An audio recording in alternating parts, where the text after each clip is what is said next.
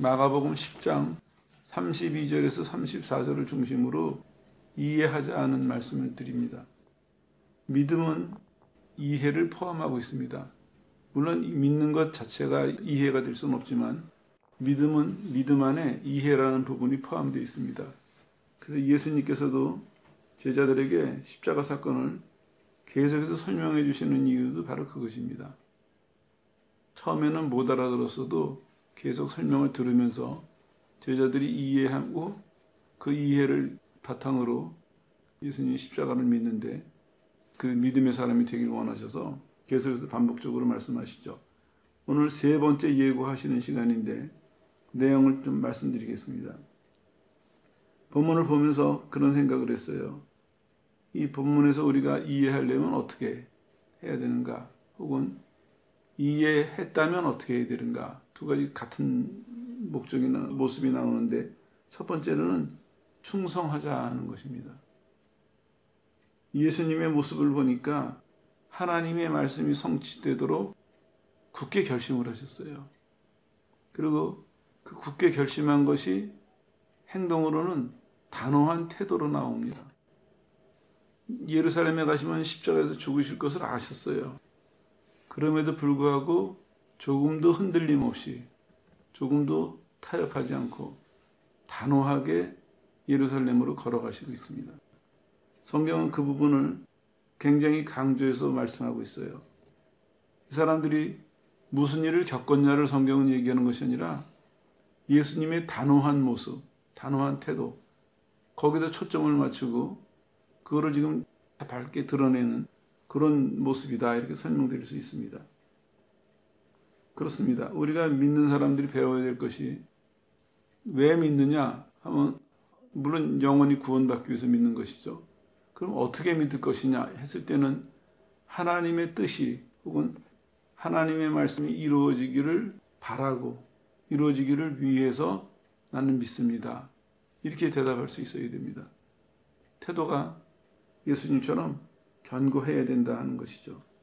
근데 차이는 있어요. 뭐냐면 예수님께서는 하나님이 말씀하신 것을 이루시려고 예수님이 십자가에서 죽으시는 것도 구약에서 쭉 예언된 얘기거든요. 약속된 얘기죠.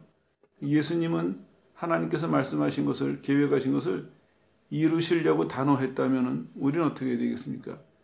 그 말씀을 지키려고 믿고 따라가려고 단호해야 된다. 그런 점에서 차이점은 있습니다. 왜냐하면 우리가 하나님 말씀을 성취할 수 있는 것은 아니니까. 하지만 두 개를 연결시켜 보면은 예수님은 최초의 하나님 말씀을 이루신 분이고 우리는 그 말씀을 믿고 따라가면서 그 말씀이 우리 삶에서 또 이루어지는 것을 보여줄 수는 있습니다. 이런 차이는 있지만 거의 모습은 같습니다. 목적도 같고 결과도 같습니다. 단지 이제 예수님과 우리의 역할의 차이인데 간단하게 설명드리고 넘어갈게요. 그래서 우리도 예수님만큼 단호한 태도로 하나님 말씀을 대해야 됩니다. 신앙생활하면서 사람들이 이런 얘기는 자주 해요. 여호수아 같다. 좋아해요. 나는 그리스도의 군사다. 이런 말 좋아하거든요. 근데 군인다운 모습은 하나도 없어요. 그건 안 돼요. 정말 군인답다면요. 차이가 뭐냐면은 군인의 가장 큰 특징이 뭘까요? 명령에 대한 태도입니다. 군인은 뭐 여러 가지 사람들이 설명을 할 수 있겠지만 군인은 무엇입니까? 이렇게 묻는다면은 이 대답이 정답일 것입니다. 군인은 명령을 따르는 사람이다. 이게 가장 군인 정신의 첫 번째가 되어야 될 것입니다. 뭐 싸움을 잘하고 용맹해야 되고 다가 둘째 얘기입니다. 명령에 따르지 못하는 사람, 그 사람은 좋은 군인으로서의 자질이 없습니다. 우리도 마찬가지입니다. 우리가 하나님의 군사로 부름을 받았는데 갖춰야 될 것은 그겁니다. 하나님의 명령에 대해서, 하나님의 말씀에 대해서 예수님처럼 단호하게 충성하는, 흔들림 없이 충성하는 그러한 정신이 필요하고 그러한 실천이 필요합니다. 오늘 이 시간을 계기로 여러분도 한번 쭉 자신을 뒤돌아보십시오. 예수님은 지금 그냥 어떤 약속에 대해서 어떤 목표에 대해서 그러신 것이 아니에요. 본인이 십자가에서 죽으시러 가는 거예요. 하나님 뜻을 이루시기 위해서 본인이 너무나 자세히 알고 계세요. 그럼에도 불구하고 조금도 흔들림 없이 단호하게 가십니다. 그래서 누가가 얼마나 감동적이었으면은 누가는 이 부분을 굉장히 부각을 시켰어요. 예수님께서 단호하게 가셨다. 우리도 예수 믿는 사람이 친절하고 다 좋아요. 그래야 되지만 잃어버리지 말아야 될 것이 제일 밑바탕에는 하나님의 뜻, 하나님의 말씀, 하나님의 인도하심에 단호해야 됩니다. 이렇게 될 때 우리가 신앙이 성장할 뿐만 아니라 하나님 앞에서 열매를 맺을 수 있습니다. 만약에 이 단호함을 포기한다거나 주저한다면 우리는 열매를 맺을 수가 없어요. 왜냐하면 일이 진행되다가 상황만 조금 흔들려도 우리 태도가 바뀔 거거든요. 조금 전에 설명드린 것처럼 그런 것도 마찬가지예요. 아이의 아버지가 아이를 데리고 고쳐달라고 왔어요. 제자들이 고쳐줄까 기대했다가 못 고쳤어요. 예수님을 만났어요. 예수님이 고쳐주실까 기대했어요. 그랬는데 예수님하고 만나기도 전에 애가 더 발작을 심하게 하는 거예요. 평소보다 더 심하게 했을 수도 있어요. 그랬을 때 단호함이 없으니까 아이고 큰일 났구나. 아버지는 흔들렸습니다. 예수님 어떻게 하셨습니까? 데리고 와라. 할 수 있거든요. 무슨 말이냐. 믿는 자에게 능치 못함이 없다. 예수님은 흔들리지 않으셨어요.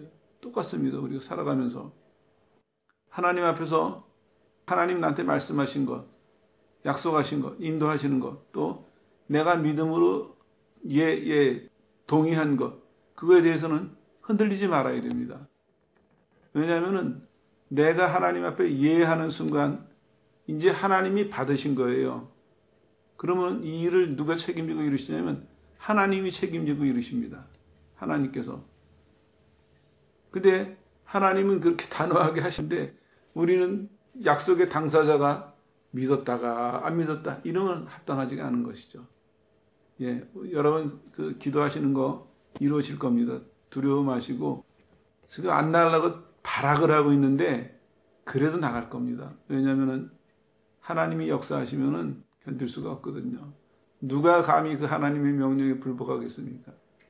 하나님의 뜻은 이루어집니다. 그러니까 믿음으로 기도하시고 여러분 흔들리지 마시기 바랍니다. 두 번째로도 비슷한 건데요. 뭐냐면 능동적으로 순종하자 하는 것입니다. 예수님이 단호한 태도뿐만 아니라 예루살렘을 향해서 가시는데 앞서가세요. 제일 앞에 앞서가세요. 제자들의 여기 이제 모습이 나오는데 오늘 본문에 나오죠. 앞서가시고 제자들은 놀라고 두려워서 벌벌벌벌 떨었다 그런 얘기입니다. 놀랐다 하는 얘기는 타의에 의해서 반복적으로 놀라고 있다. 계속 마음속에 심장이 쿵쿵쿵쿵 뛰었겠죠. 편하지가 않았습니다. 따르는 자들 이렇게 표현되고 있는데 아마 순례자들이라고 여겨집니다. 앞에 유월절을 지금 내다보고 있거든요. 그러니까 전국에 있는 유대인 남성들이 유월절을 지키기 위해서 예루살렘으로 모여드는 그런 시기였습니다. 일부러 제자들, 좇는 자들 이렇게 구분해 놓은 것이 아마 순례자들 얘기하는데 그 사람들도 어떤 사람은 자세한 내용도 모르면서 분위기가 좀 이상하거든요. 그러니까 그런 사람들까지도 두려워했다. 이렇게 얘기하고 있습니다. 그래서 그림을 한번 생각을 해보세요.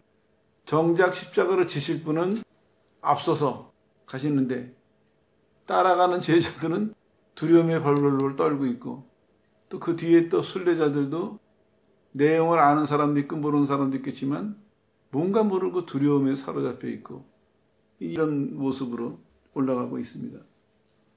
예, 우리도 마찬가지입니다. 하나님 말씀을 믿고 나갈 때 하나님의 명령을 믿고 순종할 때 그때 갖춰야 될 것이 뭐냐면은 능동적인 순종이 필요합니다. 능동적인 순종. 왜 이 말씀을 드리냐면은 우리들의 영적 생활을 보면요 너무 약해요. 능동적인 게 거의 없어요. 그러니까 정말 우리가 하나님을 사랑한다면 그러면 이제는 하나님의 사랑을 받는 것을 믿을 뿐만 아니라 나는 어떻게 하나님을 사랑할까? 이런 움직임도 우리 속에 있어야 되거든요. 근데 그런 게 너무 없어요. 대부분의 사람들이 보면은 뭐에 관심이 있냐면 조금 열심히 내는 사람들은 자기 필요한 거에 노력해요. 자기 필요한 걸 위해서. 그리고 하나님의 뜻, 하나님의 영광, 하나님의 약속, 명령 그런 거에는 상당히 소극적이에요. 그저 억지로. 하나님이 억지로 데려가셔야 돼요. 왜냐하면 자발적으로 나서는 사람이 없으니까. 이게 시대가 그런 것 같아요. 80년대만 하더라도요. 그때 부흥이 크게 일어났었을 때죠. 그때만 하더라도 교회에 가보면 사람들의 기도하는 태도나 내용이 상당히 적극적이었어요. 내가 주를 위해서 무엇을 할까요? 이런 사람들도 있었고 내가 주를 위해서 이것을 하겠습니다. 그런 사람들도 많았거든요. 분위기가 완전히 지금은 달라요. 대부분의 사람들이 마지못해서 따라가거나 아니면 믿는 사람으로서 최소한의 것만 하고 지내려고 해요. 하나님은 전부를 다 주셨는데 우리는 그 하나님에 비해서 너무나 인색해요. 너무나 소극적이에요. 좀 심하게 표현하면 진짜 우리가 하나님을 사랑하나 할 정도로 그런 의문이 생길 정도로 하나님에 대한 우리의 태도가 너무나 소극적이에요. 하나님은 처음서부터 우리를 구원하실 때부터 지금까지 계속 능동적으로 우리를 대하고 계시거든요. 우리의 구원을 위해서 그렇게 하셨던 것처럼 우리의 모든 것을 위해서 하나님은 적극적으로 앞서서 인도해 가시는데 뒤따르는 양머리들은 별 따라갈 마음이 없는 것 같아 보여요. 관심도 없고 노력도 없고 자원하거나 자발적인 모습은 더더욱 없습니다. 혹시 따라간다면 겨우 그냥 끌려가는 정도의 모습? 그게 오늘 우리들의 신앙생활이 아닌가 싶어요. 우리가 다른 것에 마음을 뺏기고 있기 때문에 다른 것에 마음을 쓰고 있기 때문에 영적인 부분은 점점 약해져요. 우리는 다른 걸 자랑할 것 같아요. 숫자를 자랑하고 경력을 자랑하고 우리 학식을 자랑하지만 그런데 실제로 보면은 영적인 면에서는 너무 빈약해요. 교회는 영적인 공동체거든요. 그러면 교회에 누가 발을 들여놨을 때 다른 거는 다 몰라도 교회가 허름해도 좋아요. 인원이 작아도 좋아요. 다른 거는 다 몰라도 영혼들이 살아있는, 영혼들이 건강하고 살아있는 이게 느껴져야 될 텐데 이게 거의 없어요. 그리고 놀라운 것은 우리 스스로가 그것을 감지하지 못해요. 느끼지 못해요. 만약에 느낀다면 뭔가 시도를 하겠죠. 가만히 있는 거 보면 못 느낀다는 얘기거든요. 못 느끼거나 느끼지만 벗어나질 못하는 그만큼 쇠약해져 있다. 그만큼 빈약해져 있다. 이게 우리의 현실입니다. 고쳐야 됩니다. 예수님께서 그렇게 하시지 않았습니다. 본인이 고난을 당하실 분이심에도 불구하고 하나님 말씀을 이루시기 위해서 하나님 명령을 순종하시기 위해서 능동적으로 따라가셨습니다. 예수님은 한 번도 주저주저 하신 것이 없습니다. 마지못해 하신 것이 없습니다. 하나님 말씀에 대해서 최선을 다해서 온 마음을 다하고 온 힘을 다해서 최선을 다해서 걸어가셨습니다. 우리가 본받아야 될 부분이 그런 부분입니다. 우리가 예수님을 닮자 그러는데 뭘 닮을까? 구체적인 건 없어요. 그냥 목표만 있는 것이지. 하나하나 이제 고쳐나가야 됩니다. 예수님의 두 번째 모습, 능동적으로 순종하는 것. 그걸 배워야 됩니다. 하나님의 은혜를 받았다면, 우리가 믿음이 있다면, 내가 믿는 하나님에 대해서 우리가 능동적으로 반응하는, 능동적으로 충성하는 이런 신앙생활이 돼야 된다는 그런 얘기죠. 그래서 하나님께서도 계속해서 말씀하시는 거예요. 미리 알게. 미리 말씀하시는 거예요. 우리가 저 앞을 내다보면서 능동적으로 따라오도록 계속해서 하나님은 앞서서 말씀하고 계시거든요. 지금 여기서 보니까 앞서서 말씀하실 뿐만 아니라 앞서서 인도하고 계시거든요. 이건 변하지 않는 사실입니다. 하나님은 뒤에 계시면서 우리 보고 너 먼저 나가봐라 이렇게 하시지 않습니다. 늘 앞에 서서 가시면서 말씀하시고 우리를 따라오도록 격려하시고 돕고 계시거든요. 우리도 그 하나님의 은혜를 믿고 능동적으로 따라가야죠. 세 번째는 이제 제목 그대로 이해하라 하는 것입니다. 이해하자. 왜냐하면요, 이해하지 못하면 기억도 못해요. 한번 살펴보세요. 이게 얼마나 심한가. 예수님이 이제 부활하셨어요. 그래가지고 누굴 만나시냐면은 누가복음 24절에 보면은 엠마오로 가는 두 제자를 만나요.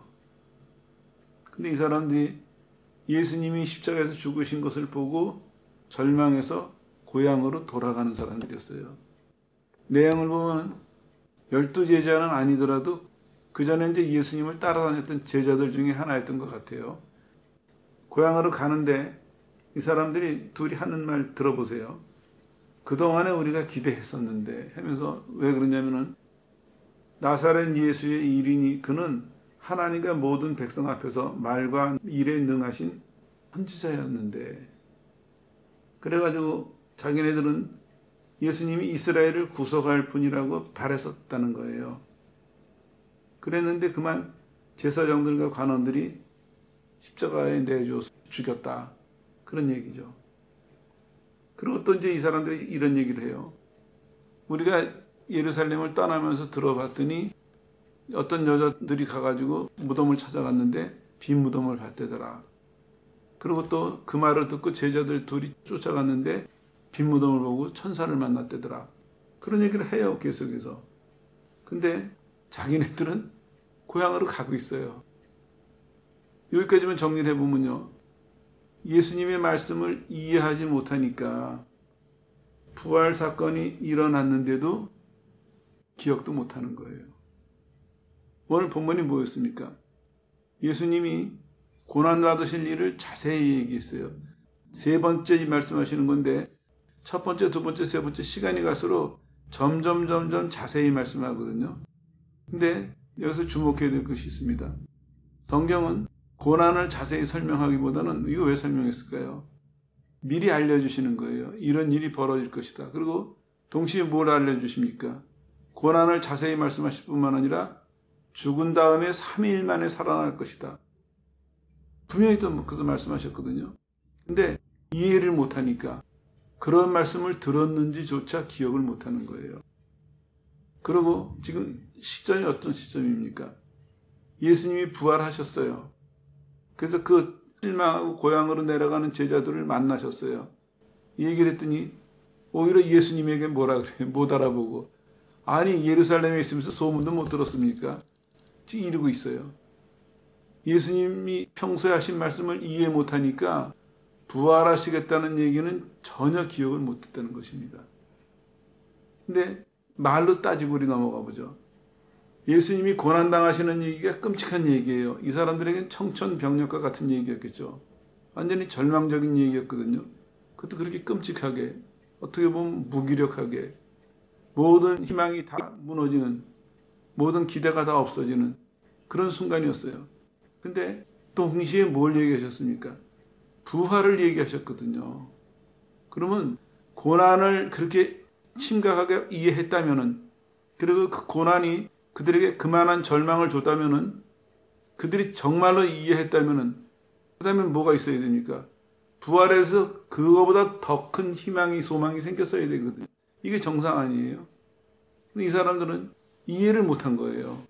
그러니까 부활하신 예수님을 만나서 자기네 입으로 예수님에 대해서 선지자였고 그 우리를 구속하실 분으로 기대했었는데 자기네 입으로 얘기하면서 살아나신다는 얘기는 기억을 못하는 것입니다. 자, 영적인 얘기가 왜 무섭냐 하면요, 예수님이 니고데모에게 분명히 말씀하셨어요.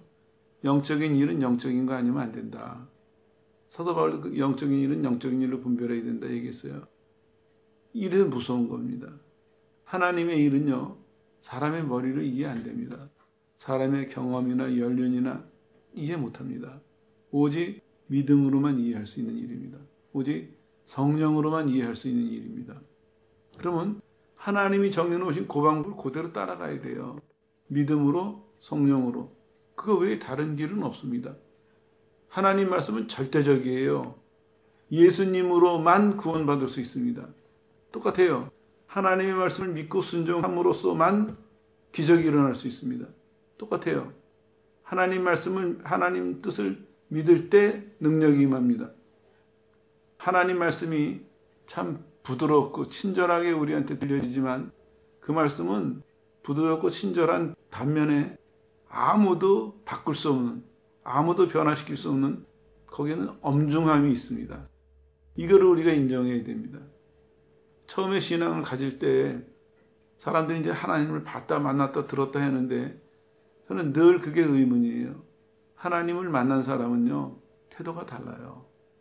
정말 좋은 거를 본 사람하고요, 정말 무서운 거를 본 사람들하고 태도가 달랐습니다.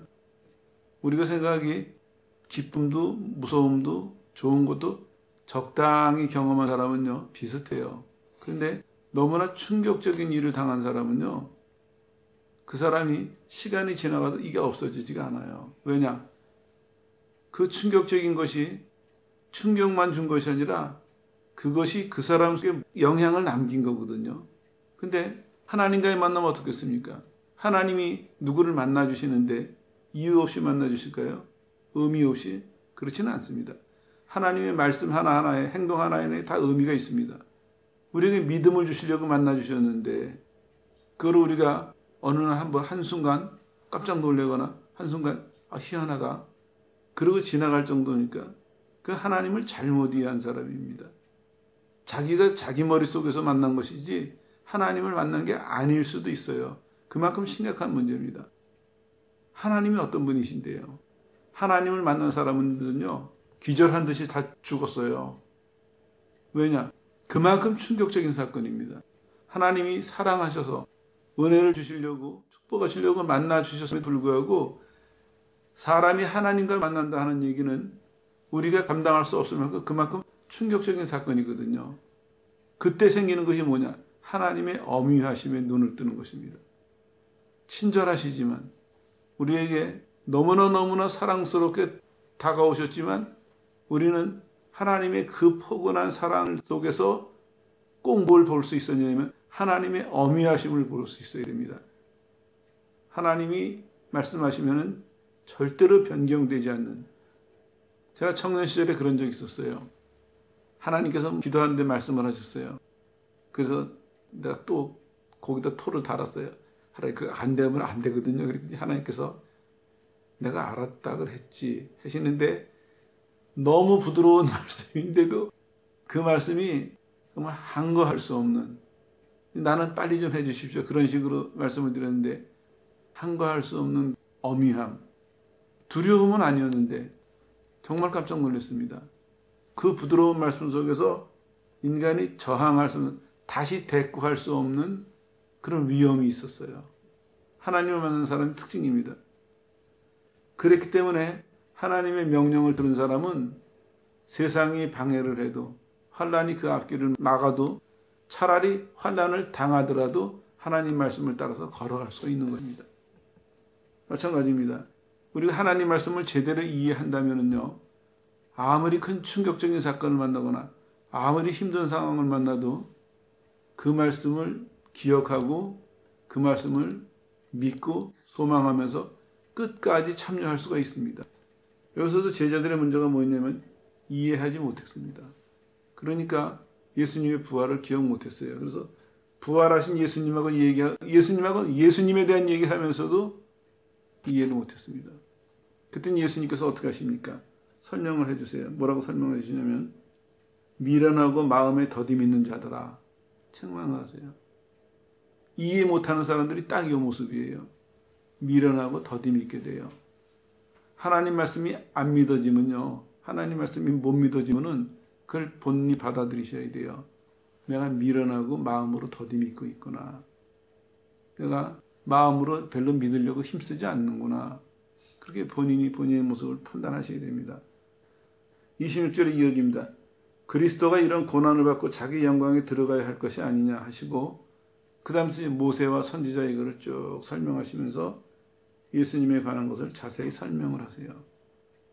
그때 이 사람들이 이해가 된 거예요. 아, 그게 그거였어요? 그거였군요. 이해가 되니까 어땠습니까? 눈이 열려서 자기네 앞에 예수님이 보인 거예요. 지금까지는 쭉 계속해서 얘기하고 걸어왔고 같이 앉아서 식사를 하고 그러면서도 못 알아보던 그 예수님, 아니면 그 전에 얼마간 따라다녔는지 모르지만 그 전에 십자가 사건을 반복해서 최소한도 우리가 공식적으로 8번을 지금 생각하고 있는데요. 그렇게 설명하셨을 때도 못 알아듣던 그 사람들이 이해가 되니까 눈이 열려서 예수님이구나. 알아봤는데 예수님은 가셨죠. 눈을 띄워주셨으니까. 이 사람들 어떻게 됩니까? 예수님이 편지 남기고 가신 거 아니에요? 그냥 가셨어요. 그런데도 이 사람들이 실망해서 고향으로 가던 사람들이 스스로 돌이켜서 예루살렘에 가서 예수님의 부활을 전하는 증인이 됐다. 성경은 여기서 끝납니다. 바로 이겁니다. 이해하면요, 하나님 말씀하신 것을 기억하게 됩니다. 그리고 그 기억이 우리를 그 하나님의 말씀이 이루어지는 시간까지 우리를 안내합니다. 우리를 인도하고 있고 보호하고 있고 참여시키고 있고 이해가 중요해요. 하나님 말씀에 대해서 그래서 하나님도 이렇게 말씀하고 있어요. 하나님을 사랑해라. 하나님이 우리에게 사랑하는 마음을 부어주셨거든요. 우리 속에 있는 이 사랑의 마음을 가지고 하나님에게 그대로 응답할 때, 그대로 하나님을 향해서 반응할 때, 그때 하나님이 무슨 말씀을 하시든지, 어떠한 행동을 하시든지, 어떠한 환경 속으로 나를 인도하시든지 이해가 되는 거예요. 이해가. 왜냐하면 하나님이 나를 사랑하신다는 것, 하나님이 나랑 함께 계신다는 것이 믿어지는 그 믿음의 바탕이 있으니까 내가 경험해보지 않은 일들도 이해가 되는 거예요. 내가 그런 일을 당할 때 내가 진작 알고 시작한 건 아니지만 그런 일이 내 속에서 내 삶에서 벌어지면은 이해가 되기 시작하는 거예요. 오늘도 마찬가지였습니다. 오늘도 저녁 기도회를 준비하면서 마음속으로 하나님 이걸 어떻게 해야 됩니까? 했더니 하나님께서 마가복음 9장 기억하지 않느냐. 그 아이를 데리고 온 아비 예수님이 그 아이 데리고 오라고 하시니까 더 극도로 발악하지 않았냐. 결과는 어떻게 됐습니까? 고쳐주셨거든요. 그거 너가 잘 알면서 뭐 걱정을 하느냐. 잘 알면서 뭘 그렇게 조급하게 생각하느냐. 그런 말씀을 하시는 거예요. 그게 무슨 약속입니까? 됩니다. 돼요. 하나님이 역사하세요. 근데 우리가 이제 놀라는 거는 그 전에 마귀가 한번 이렇게 더 강하게 상황을 흔들어 놓으면은 거기에 이제 우리 마음이 약해지거나 거기에 흔들려가지고 주춤거리거나 다른 방법을 찾거나 그렇게 되는데 아니에요. 하나님 앞에 믿음으로 아랬으면은 믿음으로 의지했으면은 하나님이 이루실 때까지 그냥 믿고 있어야 돼요. 그리고 여러분들이 그 일이 이루어질 때까지 힘들거나 어려우면은 차라리 더 기도를 하세요. 그리고 하나님 내게 믿음을 더 주십시오. 차라리 이렇게 구하세요. 이건 성경적으로 옳습니다. 그러나 믿고 있다가 상황이 좀 더 나빠진다고 상황이 좀 더 변화된다고 흔들리면은 이건 하나님 앞에 부끄러운 일입니다. 하나님의 신실하심을 근거해서 봤을 때 우리가 하나님께 주여 내 문제를 맡아 주십시오 했으면 하나님은 그 문제가 이루어질 때까지 시간 상관없이 내용에 상관없이 하나님은 성실하게 그 문제를 맡아서 이루고 계시거든요. 사도 바울의 마지막 기억하시죠? 황제에게 호소했어요. 그랬더니 그 사람들이 뭐라고 얘기합니까? 그 말만 안 했어도 우리가 너 풀어놔 줄 수 있었을 텐데 네가 황제에게 호소했기 때문에 할 수 없이 로마까지 널 보낸다 했거든요. 보세요. 황제에게 호소한 것도 아무도 중간에서 개입하지 못하고 죄가 없어서 놓아주고 싶어도 못 놔주고 황제에게 호소했기 때문에 로마까지 보내잖아요. 하물며 하나님께 우리가 호소했어요. 하나님께 주의 이름으로. 그럼 누가 그것을 중간에 방해하겠습니까? 개입하겠습니까? 변경을 시키겠습니까? 아무도 못 그래요. 상황에 조건에 마음 뺏기지 마세요. 그리고 힘들면 더 무릎 꿇으세요.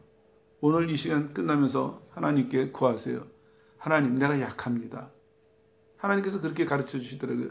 차라리 아이 아비처럼 주 내가 믿는데 너무 약합니다. 날 좀 도와주십시오. 차라리 그렇게 기도해라. 딴 생각하지 말고 이런 줄 알고 왔는데 이게 아니었나? 그럼 저렇게 한번 해볼까? 방황하지 말고 내게 구했으면 기다려라. 내 응답을 기다려라. 내 역사를 기다려라. 이거 하나님이 우리에게 바라시는 거예요. 우리도 흔들리지 말고 구하세요. 그리고 진실을 구하세요. 하나님, 내가 영적으로 너무 약합니다. 나 좀 도와주십시오. 그래서 이번에 여러분들이 하나님의 능력이 이만큼 강하구나. 주의 이름이 이만큼 권세가 있구나. 예수의 이름으로 이 사단이 꼼짝없이 쫓겨나는구나 하는 것을 체험하시고 더 담대하고 더 능력 있는 신앙생활 하시길 바랍니다. 그 성경은 말씀하고 있습니다. 이해해라. 하나님 말씀 이해하면은 그러면은 우리가 그 말씀하신 것을 따라갈 수도 있고 기억할 수도 있고 다 이루어질 때까지 하나님 앞에 믿음의 태도로 서 있을 수 있다고 말씀하고 있습니다. 제자들이 이해하니까 돌아섰습니다. 그 실망하고 두려워서 떠났던 그 예루살렘을 향해서 돌아갔거든요. 여러분도 오늘 이 시간을 계기로 돌아가십시오. 십자가 앞으로 돌아가셔서 우리의 구원을 주시고 우리에게 능력을 주시고 우리에게 모든 것을 풍성하게 주신 그 증거가 되는 십자가 앞에서 하나님 나 좀 새롭게 해주십시오. 하나님 나 약합니다. 도와주십시오 해서 여러분 모두가 하나님 앞에 새로워지는 그런 축복된 시간이 되시기를 예수의 이름으로 축원합니다.